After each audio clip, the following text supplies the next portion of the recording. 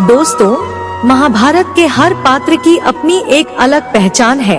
कोई वीरता के लिए जाना गया, कोई बुद्धि के लिए, कोई धर्म के लिए जाना गया, लेकिन एक ऐसा पात्र भी था जो सत्य का प्रतीक था, नीति का मार्गदर्शक था, जिसने हमेशा अधर्म के सामने सिर नहीं झुकाया। वह थे महामंत्री विदुर जी। राजा धृतराष्ट्र के दरबार में बैठे विदुर न तो सत्ता के मोह में थे, न ही किसी भय में। उनकी वाणी में सत्य की शक्ति थी और उनके शब्दों में धर्म की गूंज थी। जब पूरा दरबार मौन था, तब अकेले विदुर ही थे जिन्होंने अन्याय के विरुद्ध आवाज उठाई। दोस्तों, आज की इस कथा में हम जानेंगे उस बहस के बारे में जो दुर्योधन और विदुर के बीच हुई थी। तो आइए दोस्तों, आरंभ करते हैं आज की ये अद्भुत कथा। जब कौरवों ने षड्यंत्र रचकर धर्मराज युधिष्ठिर को जुए के लिए आमंत्रित किया, उसी क्षण विदुर जी सब समझ गए कि दुर्योधन और शकुनी की यह चाल पांडवों को फंसाने के लिए रची गई है। पर दरबार की मर्यादा के बंधन में वे कुछ कह नहीं पाए, बस मौन रहे। युधिष्ठिर जानते थे जुआ अधर्म का खेल है, परंतु राजा धृतराष्ट्र का आदेश और दरबार की मर्यादा के आगे वे जुआ खेलने के लिए तैयार हो गए। शकुनी की आंखों में छल और कपट था। उसने अपने जादुई पासे निकाले जो हमेशा उसकी इच्छा के अनुसार गिरते थे। दरबार में सन्नाटा छा गया। सभी की निगाहें धर्मराज युधिष्ठिर और चालाक शकुनी पर टिकी थीं। दोस्तों, यहीं से शुरू हुई वो कहानी जिसने कौरवों के विनाश की दिशा तय कर दी। दुर्योधन मुस्कुराते हुए पासे उठाकर बोला, बड़े भैया, खेल तो बस मनोरंजन है, इसलिए मेरी ओर से पासा शकुनी मामा फेंकेंगे। आशा करता हूँ कि आपको इससे कोई आपत्ति नहीं होगी।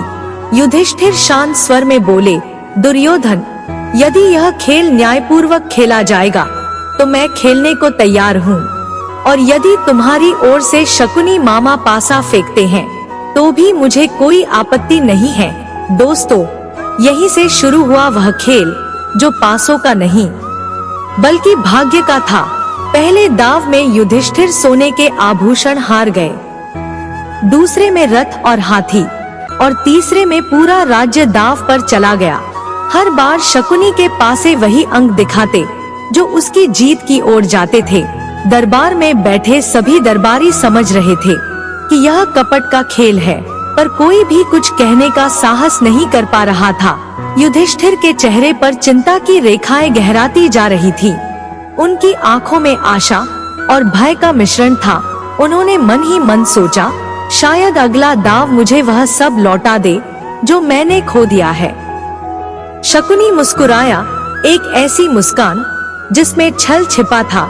वह बोला, राजन, अभी भी आपके पास बहुत कुछ है, क्यों न आप अपने वीर भाइयों को दाव पर लगाएं। जीत गए तो सब कुछ जो आपने हारी है वह वापस पा लेंगे। युधिष्ठिर कुछ क्षण मौन रहे, फिर बोले, ठीक है, और उन्होंने अपने भाइयों को एक एक कर दाव पर लगाया। नकुल, सहदेव, अर्जुन, भीम, और अंत में सब हार गए। अब युधिष्ठिर अकेले थे।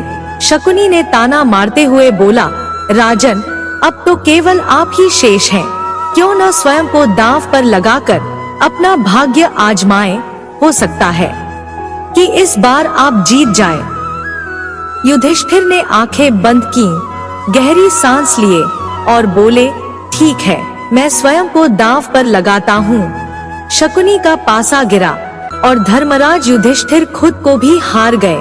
दरबार में सन्नाटा पसर गया। अब शकुनी की दृष्टि द्रौपदी पर पड़ी।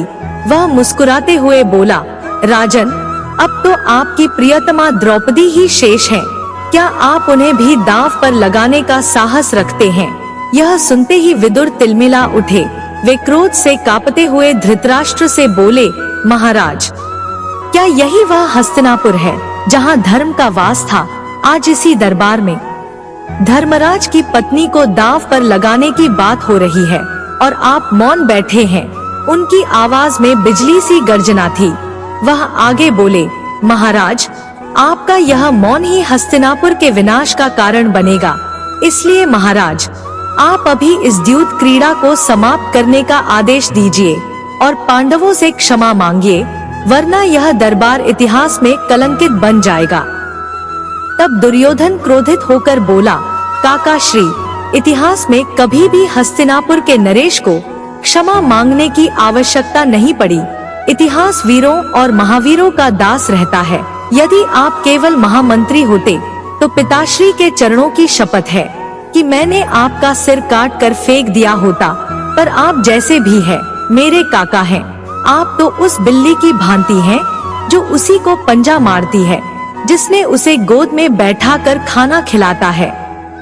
मुझे यह समझ में आता है काका श्री कि आपकी नीति हमेशा हमारा ही विरोध किया है। या तो आप चुपचाप अपने स्थान पर बैठ जाइए या फिर इस सभा से चले जाइए।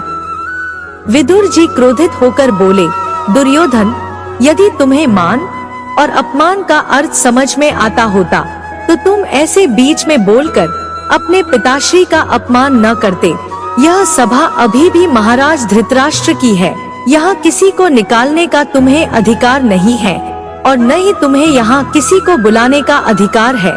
इतना कहकर विदुर धृतराष्ट्र की ओर मुड़े और आगे बोले, महाराज, इस सभा में विनाश का सांप लिपटा बैठा है, उसे अनदेखा न कीजिए।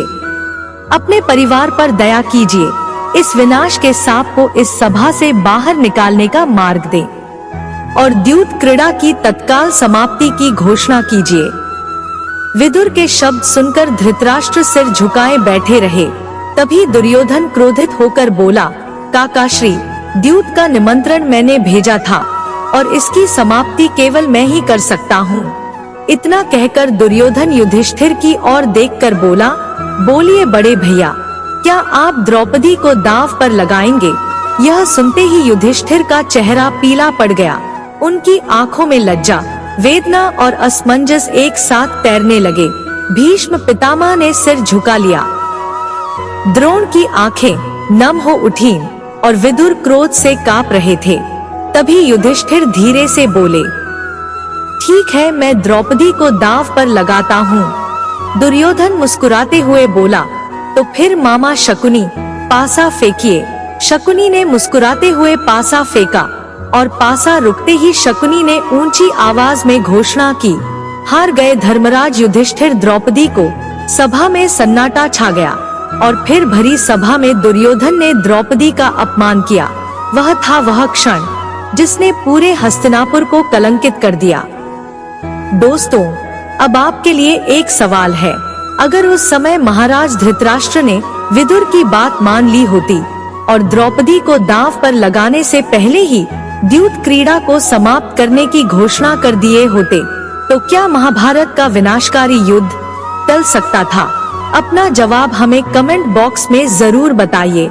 अगर आप हमारे चैनल पर नए हैं तो अभी हमारे चैनल को सब्सक्राइब करें और वीडियो को लाइक शेयर करना न भूलें। जय श्री कृष्ण।